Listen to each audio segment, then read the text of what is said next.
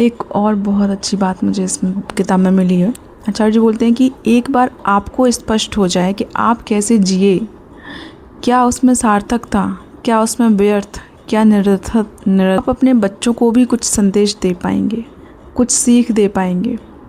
अभी तो हालत यह रहती है कि ले देकर हर माँ बाप का एक ही उद्देश्य होता है, अपने बच्चों को लेकर इन्हें किसी तरह सेटल करा दो।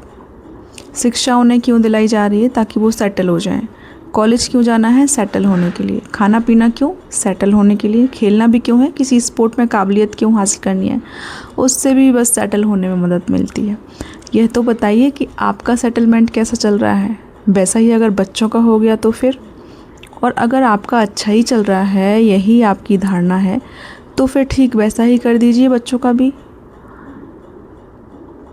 पर दिल ही दिल में आप जानते हैं कि अच्छा तो नहीं चल रहा है आपका। दिल ही दिल में हर सेटल आदमी जानता है कि वो गलत जगह सेटल हो गया है। जहाँ रुकना नहीं चाहिए था वहाँ रुक गया है। नदी की धार जिसको सागर तक पहुँचना चाहिए था, उसको रास्ते में ही कहीं सेटल करा दिया गया है। चली थी धार हिमालय से और नियति उसकी यही थी कि वो रुके तो सिर्फ सागर में, लेकिन उसको सेटल करा दिया है किसी रेगिस्तान में। सब जानते हैं कि ऐसा ही हुआ है उनके साथ, क्योंकि जहाँ हमें रुकना चाहिए था वहाँ हम पहुँचे ही नहीं। अभी तक सेटलमेंट का अर्थ यही है ना, एक अंत, एक पड़ाव, कहीं रुक जाना, कहीं थम जाना। सेटल हो जाने से यही आशय होता है ना आपका। किस जगह रुका जाता है? सिर्फ उस जगह जहाँ मंजिल हो। अगर उससे पहले ही कहीं रुक गए तो गलती कर दी ना। हम में से कोई भी जीवन की मंजिल तक पहुँचा है क्या? जब नहीं पहुँचा है तो सेटल कैसे हो गए? चलते रहना चाहिए था ना जब तक मंजिल न मिल जाए। पर हम मंजिल को पाने से बहुत पहले ही सेटल हो जाते हैं। नदी कहाँ सेटल हो गई? रेगिस्तान में। दम घुट गया ना नदी का। फिर बच्चे हमारे शब्दों से बहुत कम सीखेंगे, वो हमारे जीवन से सीख लेते हैं। आपका जीवन अगर आज़ादी भरा है, हिम्मत भरा है, बुलंद है, तो बच्चों को सीख मिल गई आपसे, और बड़ी सुंदर सीख मिल गई।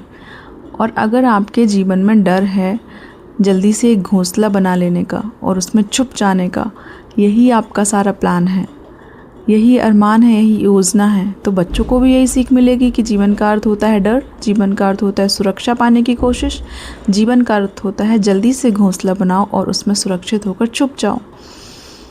यह सीख तो हम नहीं देना चाहते ना बच्चों को, या चाहते हैं?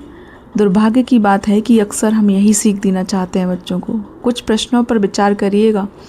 कभी हमारे पास समय है शिविर में जीवन क्या है, जीवन का लक्ष्य क्या है, हम जी क्यों रहे हैं, हम इतनी समस्याएं झेल क्यों रहे हैं? क्या समस्या झेलने की खातिर ही जी रहे हैं? क्या ऐसे ही चिंतित रहते हुए, व्यथित रहते हुए, तनाव में रहते हुए जीवन बिता देना है? एक डरा डरा कपा कपा जीवन, या जीवन का कोई आज़ाद ऊंचा लक्ष्य भी है? अगर है तो फिर सेटलमेंट का शब्द का अर्थ क्या हुआ? थोड़ा इस पर विचार करिएगा, इसमें आगे बात करेंगे। किताब का नाम है 10 सूत्र बच्चों की परवरिश के। Thank you.